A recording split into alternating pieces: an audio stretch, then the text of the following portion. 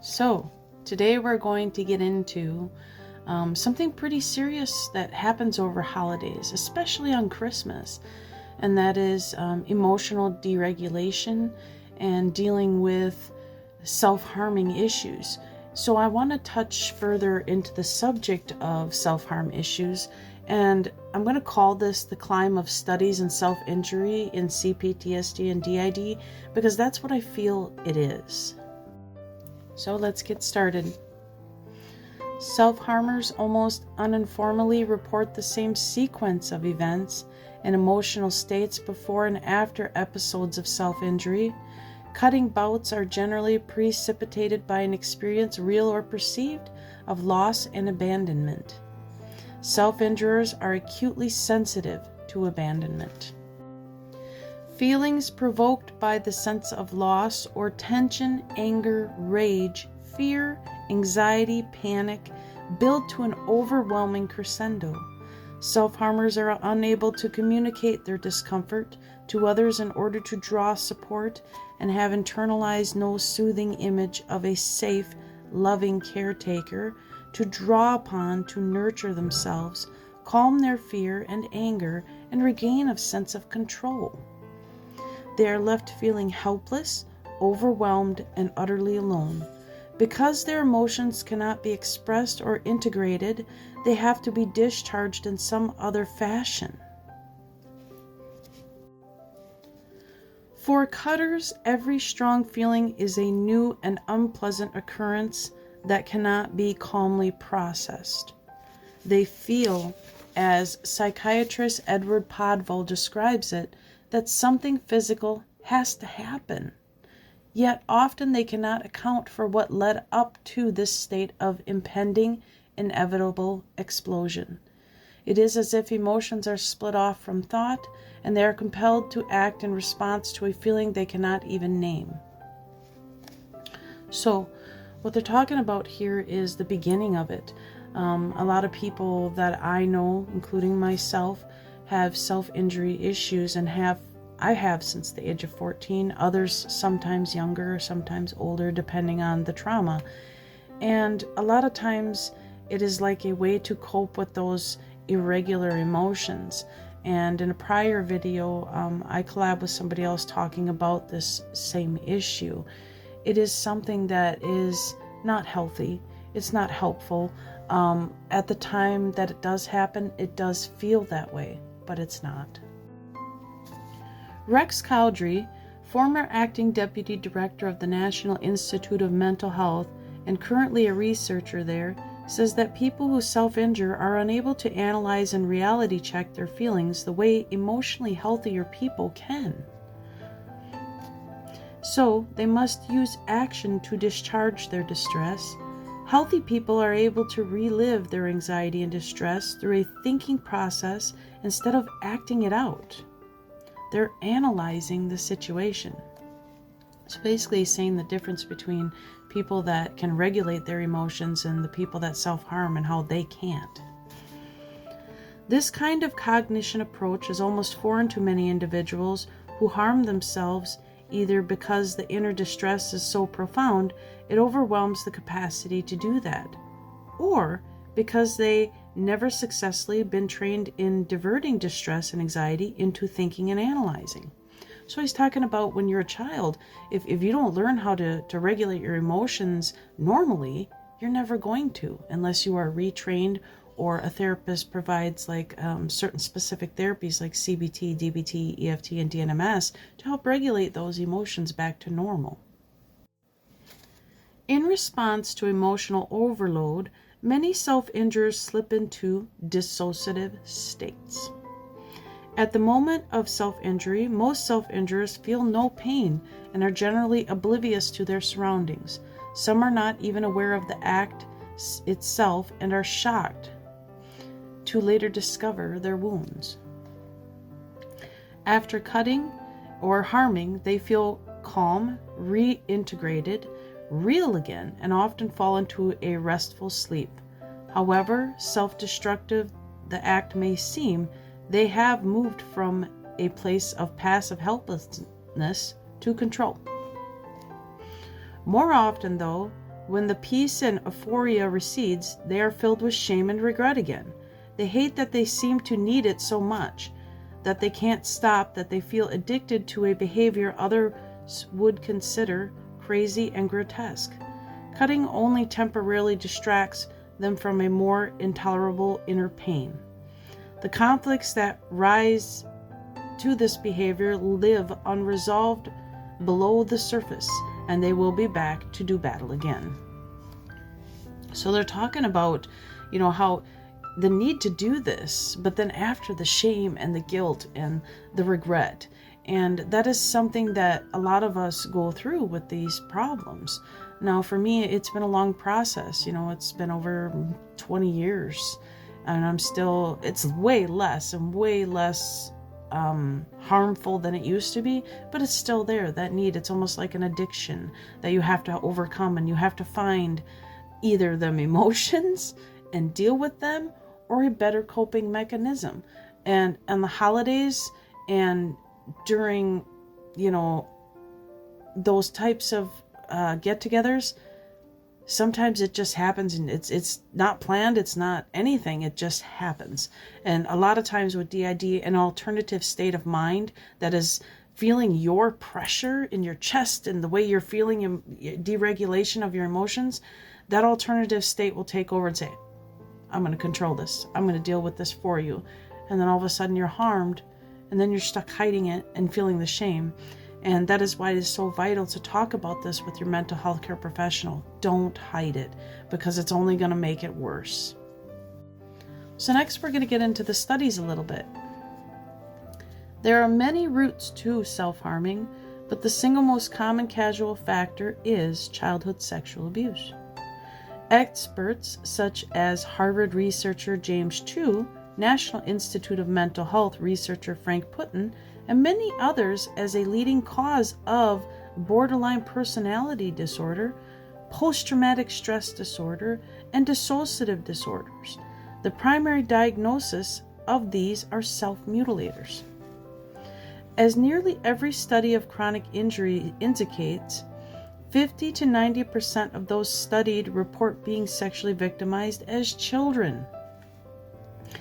50% of patients suffering from eating disorders, 60 to 80% being borderline, and more than 90% of those diagnosed are with dissociative disorders. That's a big deal. Big deal. The overwhelming fear, pain, excitement it engenders can cause serious and lasting damage to the child's emotional, neurological, and physiological development. So they're talking about how it affects the brain, emotions, nervous system, all that. Okay. The child's immature brain and central nervous system simply cannot process such repeated overstimulating issues, so the body's whole emotional response system gets thrown out of whack, which can lead to problems with impulse control and self-mutilation. Now, I want to talk a little bit about that with my own story. This is why it is so vital. The younger you are, and you've been diagnosed with DID and you've had all other things ruled out, to seek medical help as well, because you are dealing with a disorder that can cause a serious amount of damage later in life. And I'm talking mostly with the nervous system, gut issues like IBS, Crohn's, things like that. DID, and I don't want to say it attacks the nervous system, but in a way it does, because of the fluctuation of body temperature changing, blood pressure changing, caused by switching from one alternative state to another, hence the brain shutting off in one place and activating in another, causes so much irregulation that the body can't keep up. So somatic symptoms happen. Deregulation of emotions, pain.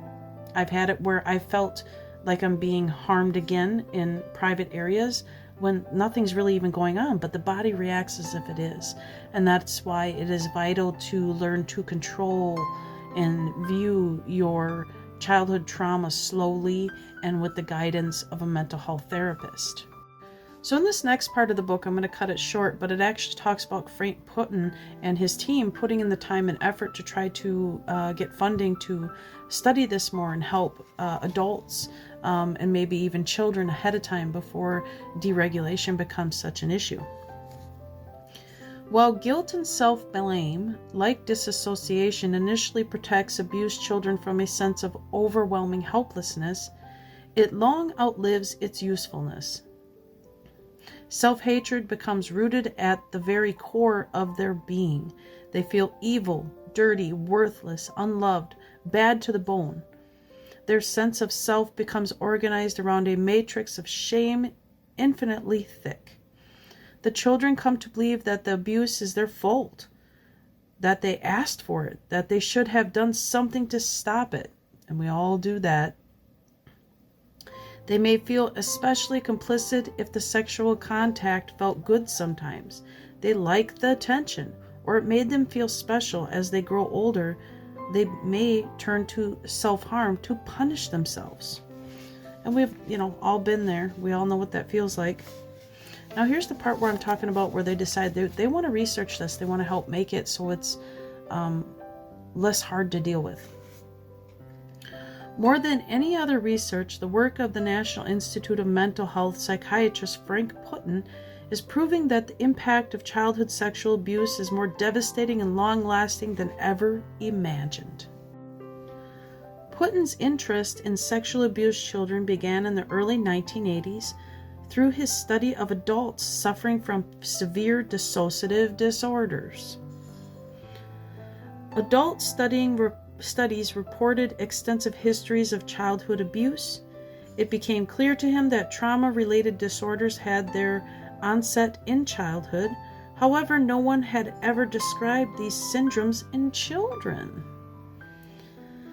Putin developed a predictor list based on his adult histories of what persecutor symptoms of dissociative disorders he thought children who had been sexually abused might present. No one had ever followed sexually abused children longer than 18 months to study the long-term impact of such trauma on their lives. No one. Okay? And no study had ever included the kind of biological measures they also wanted to look at, such as how the abuse might affect their physical health and stress response systems. So they're going, we want to do a study on this. We want to figure out how we can help people that are younger get this taken care of faster. Next, we're going to talk about a little bit about the studies that they've been doing.